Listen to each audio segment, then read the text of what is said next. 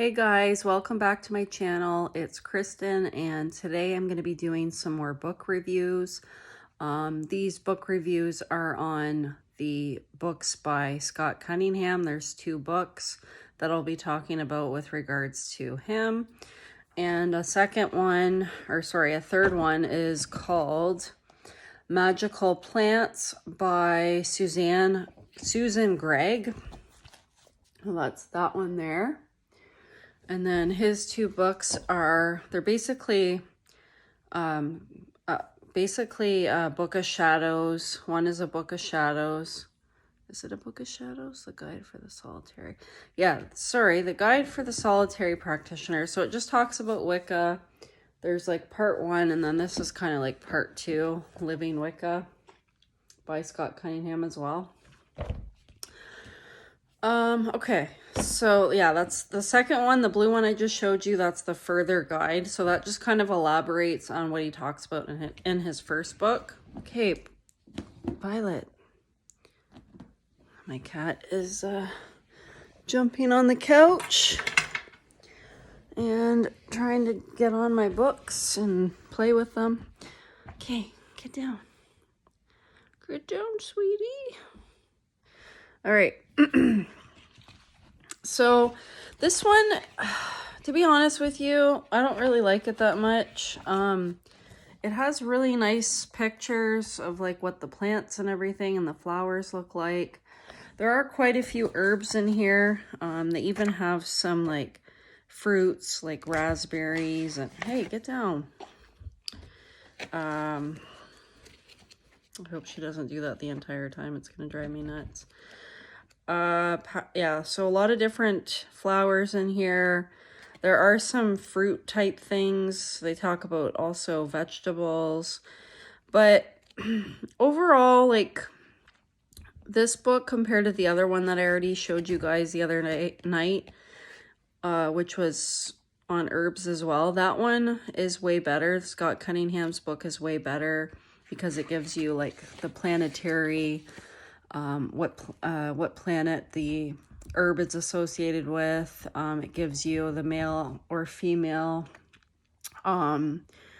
gender of the herb and stuff like that, whereas this one doesn't do that. It's I don't know, it has like a few sections. So the first section, it tells you what it does, but it's so vague and it's so generalized. Like it just says here like Indian paintbrush, so it'll say like attract love, deepen your spiritual connection, repel fear, which is fine. But like if you compare it to Scott Cunningham's books, he's got a lot more detail in his books about you know, what it's used for and all that.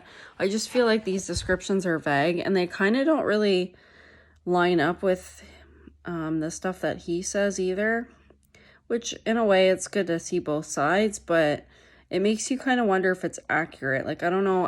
I don't know any other books from this author, so I don't know if she's like a good, legitimate author. I just know that Scott Cunningham is well respected and well known, and I definitely believe a lot more information in his books over this person's book.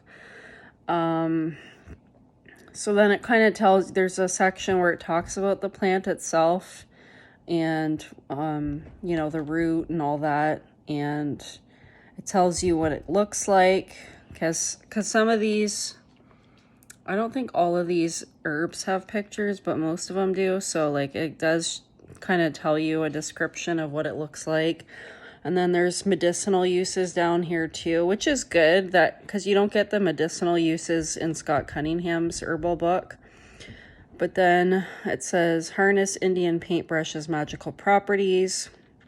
So I guess, I don't know. It says, Indian paintbrush has a strong ability to attract love. Place the flowers on your altar to remind you of the loving nature of the universe and to help you connect with your divine nature. Use the flowers as symbolic broom and sweep your house clean to remove negativity and fill your home with joy, happiness, and love. Wear a few petals in the amulet to attract love. Connect with your spirit, repel fear, and release negative thinking. I don't know. I can't really put my finger on it. But it just, even though there's that description about an amulet and, excuse me, sweeping your house, I feel like Scott Cunningham goes into more like actual witchcraft. Like this is just like the basic stuff. I don't know. That's just my thought on it, but you might think differently. Hey, Violet, did you, oh my God, did you poop? Oh, why am I smelling poop again? Frick. She's litter trained, but I don't know. I hope she didn't have an accident. She's acting all crazy, probably because I'm not paying attention to her right now. Violet. Sorry, guys. Okay, so anyway, now I'm going to talk about Wicca by Scott Cunningham. So this is the first book. And I'll give you kind of like an outline of the sections. So he talks about what Wicca is, what shamanism is. He talks about the deities that are associated with Wicca. He talks about magic in general. He talks about tools that you use in witchcraft. He talks about music, dance, and gesture. He also talks about ritual and preparation for ritual. Stop biting my book. Hey, this isn't a play toy. Come on. Get down, please. Oh, she's worse than a kid sometimes. I'm just kidding. The magic circle and the altar. So he tells you how to do a magic circle, how to cast a circle. He talks about the altar and what you should put on it, and the days of power. Also, the spiral of rebirth and concerning initiation. So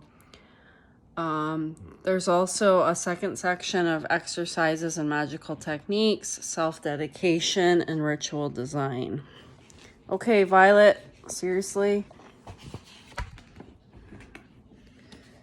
Oh, fuck, stop.